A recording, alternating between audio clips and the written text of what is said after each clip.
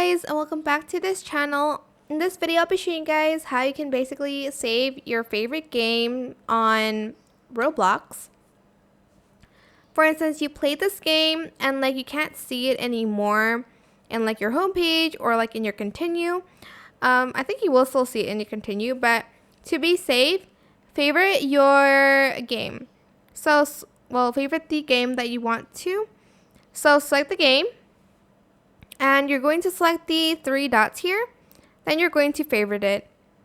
And that's pretty much how you can favorite games on Roblox. I actually don't know where it spawns, but it's just going to be there.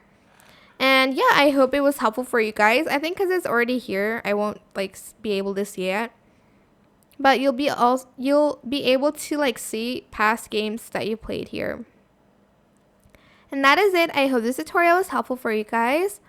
Don't forget to like, comment, share. Also subscribe to this channel if you haven't done that already. If you have any more questions about this video, just leave it in the comment section down below. I will try my best to answer them all for you guys.